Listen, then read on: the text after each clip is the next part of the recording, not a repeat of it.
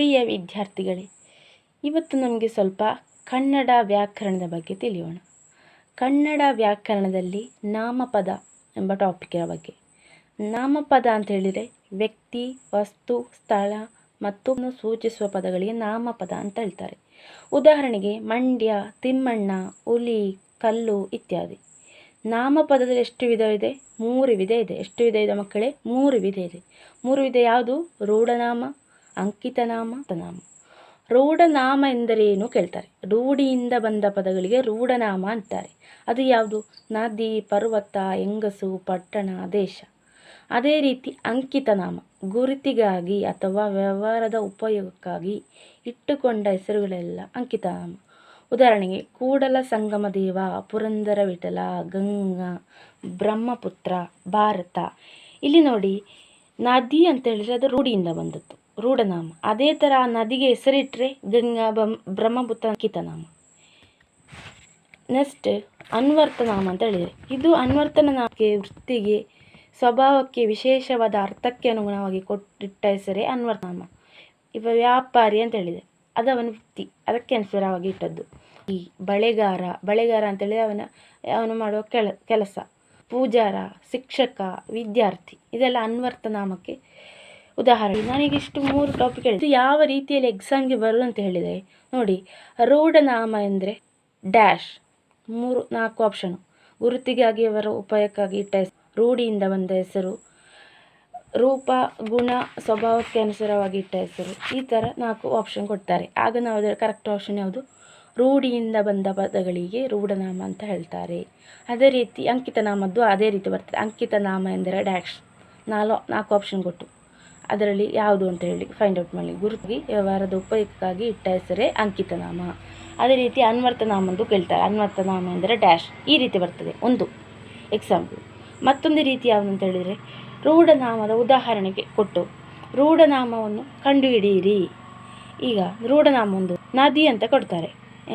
4 option ಉಂಟಂತ ಹೇಳಿದೆ, ನದಿ ಅಂತ. ಮತ್ತೆ 3 ಆಪ್ಷನ್ ಕೊಡ್ತಾರೆ, ಗಂಗಾ, ಬ್ರಹ್ಮಪುತ್ರ, ತುಂಗಭದ್ರ ಅಂತ ಕೊಡ್ತಾರೆ.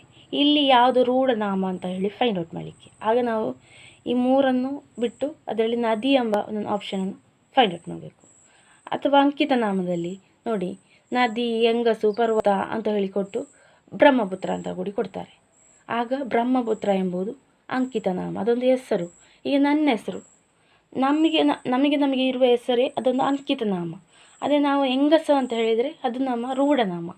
ಹೆಂಗಸು, ನಾವು ಹೆಣ್ಣು ಗಂಡು ಅಂತ ಹೇಳಿದ್ವಿ, ಅದು ರೂಢನಾಮ. ರೂಢಿಯಿಂದಲೇ ಬಂದದ್ದು, ಎಲ್ಲ ಸಾಮಾನ್ಯ. ಹೆಂಗಸಾದವರಿಗೆ ಹೆಂಗಸ ಅಂತಲೇ ಹೇಳ್ತಾರೆ. ಅದನ್ನು ನನ್ನ ಒಬ್ಬ ವ್ಯಕ್ತಿಯನ್ನು ಫೈಂಡ್ ಔಟ್ ಮಾಡೋದಲ್ಲ, ಹೆಂಗಸು ಎಂಬ ಒಂದು ಸಮೂಹವನ್ನೇ ಫೈಂಡ್ ಔಟ್ ಮಾಡೋದು, ಅದು ರೂಢನಾಮ. ಆ ಹೆಂಗಸಿಗೆ ಒಂದು ಹೆಸರು ಇರ್ತದಲ್ಲ, ಅದು ಅಂಕಿತನಾಮ. ಅದೇ ಥರ ಅವಳು ಮಾಡೋ ಒಂದು ಇರ್ತದಲ್ಲ, ಕೆಲಸ ಇರ್ತದಲ್ಲ, ಶಿಕ್ಷಕ, ಡಾಕ್ಟ್ರ, ಇಂಜಿನಿಯರ್, ಅದು ಅನ್ವರ್ತನಾಮ. ಓಕೆ, ಈ ರೀತಿಯಲ್ಲಿ ನಾವು ಕಲಿಬೇಕು. ಆಪ್ಷನ್ ಕೊಟ್ಟು ರೂಢನಾಮ ಒಂದು ಕೊಟ್ಟು ಬೇರೆ ಅನ್ವರ್ತನಾಮ, ಅಂಕಿತನಾಮ ಅಂತ ಹೇಳಿ ಕೊಟ್ಟು ಅದರಲ್ಲಿ ರೂಢನಾಮ ಯಾವುದು ಅಂತ ಹೇಳಿ ಫೈಂಡ್ ಔಟ್ ಮಾಡಲಿಕ್ಕೆ ಒಂದು ರೀತಿ. ಇಲ್ಲದ್ರೆ ರೂಢನಾಮ ಎಂದರೇನು, ಅನ್ವರ್ತನಾಮ ಎಂದರೇನು, ಅಂಕಿತನಾಮ ಅಂತ ಹೇಳಿ ಕೊಟ್ಟು ಆಪ್ಷನ್ ಕೊಟ್ಟು ಆ ರೀತಿ ಕೊಡ್ತಾರೆ. ಈ ರೀತಿ ಇದರಲ್ಲಿ ಬರೋ ಪ್ರಶ್ನೆ. ಮತ್ತೊಂದು ಕೊಡ್ತಾರೆ ಹೇಳಿದರೆ ಡ್ಯಾಶ್ ನಾಮಪದ ಅಂತ ಹೇಳಿದರೆ ಯಾವುದು ನೋಡಿ. ನಾಮಪದ ಅಂತ ಹೇಳಿದರೆ ವ್ಯಕ್ತಿ, ವಸ್ತು, ಸ್ಥಳ ಮತ್ತು ಪ್ರಾಣಿಗಳ ಹೆಸರನ್ನು ಸೂಚಿಸುವ ಪದಗಳಿಗೆ ನಾಮಪದ ಅಂತ ಹೇಳ್ತಾರೆ. ಈ ರೀತಿ. ಓಕೆ, ಸ್ವಲ್ಪ ಪದಗಳ ಅರ್ಥ ತಿಳ್ಕೊಳ್ಳೋಣ. ಅಪ್ಪಿ, ತಕ್ಕೊಂಡು, ಆಲಿಂಗನ ಮಾಡಿ, ಉದಯಿಸು, ಹುಟ್ಟು, ಮೂಡು, ಕವಿತಿರುವ, ಆವರಿಸಿರುವ, ಮರೆ ಮಾಡಿರುವ, ಕಷಾಯ, ಔಷಧಿ, ಗಿಡಮೂಲಿಕೆಯನ್ನು ಬಟ್ಟಿ ಇಳಿಸಿ ತೆಗೆದ ರಸ. ಇದು ಎಕ್ಸಾಮ್ಗೆ ಬಂದಿದೆ. ಕಷಾಯ, ಔಷಧಿ ಅಂತ ಎಲ್ಲರಿಗೂ ಗೊತ್ತು, ಮತ್ತು ಗಿಡಮೂಲಿಕೆಯನ್ನು ಬಟ್ಟಿ ಇಳಿಸಿ ತೆಗೆದ ರಸ. ಇದು ನೋಡಿ. ಕೆಂಬಣ್ಣ, ಕೆಂಪು, ಬಣ್ಣ, ರಕ್ತವರ್ಣ. ಕೆಂಬಣ್ಣ ಅಂತ ಹೇಳಿದರೆ ಕೆಂಪು ಬಣ್ಣ, ರಕ್ತವರ್ಣ. ಚಾಚಿ, ನೀಡಿ, ಮುಂದೆ ಒಡ್ಡಿ. ಚತುರ್ಮಾಸ, 4 ತಿಂಗಳು, 4 ತಿಂಗಳು ನಡೆಸುವ ವ್ರತ. ಇದು ಬಂದಿದೆ. ಚತುರ್ಮಾಸ 4 ತಿಂಗಳು. ಚತುರ್ ಅಂತ ಹೇಳಿದರೆ ಎಲ್ಲರಿಗೂ ಗೊತ್ತುಂಟು, 4 ಮಾಸ ಅಂತ ಹೇಳಿದರೆ ತಿಂಗಳು ಅಂತ ಎಲ್ಲರಿಗೂ ಗೊತ್ತಿರ್ಬೋದು, 4 ತಿಂಗಳು. ಅದರಲ್ಲಿ ಮತ್ತೆ ಚತುರ್ಮಾಸ ವ್ರತ ಅಂತಲೂ ಹೇಳ್ತಾರೆ, 4 ಮಾಸ ತೆಗೆದುಕೊಳ್ಳುವ ವ್ರತ. ದಟ್ಟ, ಸಾಂದ್ರವಾದ, ಮಂದವಾದ. ದಿನ್ನೆ, ದಿಬ್ಬ, ಬೋರೆ, ತೆವರು. ಇದು ನೋಡ್ಕೊಳ್ಳಿ.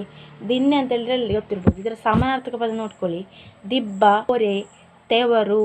ಇದು ಗೊತ್ತಿರ್ಲಿಕ್ಕಿಲ್ಲ. ಬೋರೆ, ತೆವರು ಇದರ ಸಮಾನಾರ್ಥಕ ಪದ. ದಿನ್ನೆ ಅಂತ ಏನು ಹೇಳಿದ್ರೆ ಮಕ್ಕಳೇ? ದಿಬ್ಬ, ಬೋರೆ, ದಿಬ್ಬ, ಬೋರೆ, ತೆವರು. ದುರುಗುಟ್ಟು, ನೆಟ್ಟ ಕಣ್ಣಿನಿಂದ ನೋಡು, ದಿಟ್ಟಿಸಿ ನೋಡು. ದುರುಗುಟ್ಟು ನೋಡು, ದುರುಗುಟ್ಟಿ ನೋಡಿದಳು. ನೆಟ್ಟ ಬಿಡದೇನೆ ನೋಡಿದಳು, ದಿಟ್ಟಿಸಿ ನೋಡಿದಳು. ಪರದೆ, ತೆರೆ, ಜವನಿಕೆ. ಇಲ್ಲಿ ನೋಡಿ ಹೇಳಿದ್ರೆ ಎಲ್ಲರಿಗೂ ಗೊತ್ತುಂಟು. ಆದರೆ ಇದಕ್ಕೆ ಸಮಾನಾರ್ಥಕ ಪದ ನೋಡಿ. ಜವನಿಕೆ. ಜವನಿಕೆ ಅಂತ ಹೇಳಿದರೆ ಕೊಡ್ತಾರೆ ನೋಡಿ. ಈ ರೀತಿಯಲ್ಲಿ ಅವರು ಕೊಡೋದು. ಪರದೆ ಅಂತೇಳಿ ಕೊಡಲಿಕ್ಕೆ ಎಲ್ಲರಿಗೂ ಗೊತ್ತುಂಟಲ್ಲ, ಎಲ್ಲರೂ ಬರೆದೇ ಇರ್ತಾರೆ. ಬಟ್ ಇಲ್ಲಿ ಕೊಡೋದು ಯಾವ ರೀತಿ ಅಂತ ಹೇಳಿದ್ರೆ ಜವನಿಕೆ ಎಂದ ಇದರ ಸಮಾನಾರ್ಥಕ ಪದ ಬರೀರಿ ಅಂತ ಹೇಳಿ ಆಪ್ಷನ್ ಕೊಡ್ತಾರೆ. ಅವಾಗ ನಮಗೆ ಗೊತ್ತಿರೋದಿಲ್ಲ. ಜವನಿಕೆ ಅಂತ ಹೇಳಿದರೆ ಇದೆ. ಜವನಿಕೆ ಅಂತ ಹೇಳಿದರೆ ಪರದೆ ನೋಡಿ. ಪರದೆ ಅಂತ ಹೇಳಿಕೊಟ್ಟು ಬೇರೆ 4 ಆಪ್ಷನ್ ಕೊಡ್ತಾರೆ. ಆಗ ನಾವು ಫೈಂಡ್ ಔಟ್ ಮಾಡಲಿಕ್ಕೆ ಇರ್ತದೆ. ನಮಗೆ ಗೊತ್ತಾಗೋದಿಲ್ಲ ಅದು ಯಾವುದು ಅಂತೇಳಿ. ಪರದೆ ಅಂತ ಹೇಳಿದರೆ ಜವನಿಕೆ, ತೆರೆ, ಜವನಿಕೆ, ತೆರೆ. ಪಶ್ಚಾತ್ತಾಪ, ಮಾಡಿದ ತಪ್ಪು ಕೆಲಸಕ್ಕಾಗಿ ಮರಗೆ. ಪ್ರಸಿದ್ಧ, ಹೆಸರುವಾಸಿಯಾದ, ಖ್ಯಾತಿ ಹೊಂದಿದ. ಮುಂಜಾನೆ, ಬೆಳಕಿನ ಜಾವ. ಸೊಪ್ಪು, ಬೆಳಗಿನ ಜಾವ. ಅದು ಗೊತ್ತಿರ್ಬೋದಿಲ್ಲ ಅದು ಮುಂಜಾನೆ. ಮೀರಿ, ದಾಟಿ, ಮುಂದೆ ಹೋಗಿ. ವ್ರತ, ನಿಯಮ, ನೊಂಪಿ. ನೋಡಿ, ವ್ರತ ಅಂತ ಹೇಳಿದರೆ ನಿಯಮ ಅಂತ ಗೊತ್ತಿರ್ಬೋದು, ಫೈಂಡ್ ಔಟ್ ಮಾಡ್ತಾರೆ ಎಲ್ಲರೂ. ಬಟ್ ನೊಂಪಿ ಅಂತ ಹೇಳಿದ್ರೆ ಯಾರು ಫೈಂಡ್ ಔಟ್ ಮಾಡಲಿಕ್ಕೆ. ನೋಂಪಿ, ನೋಂಪಿ, ನೋಂಪಿ. ಓಕೆ. ಸಂತೋಷ, ಹಿಗ್ಗು, ಆನಂದ. ಶಪಥ, ಪ್ರತಿಜ್ಞೆ, ಆಣೆ,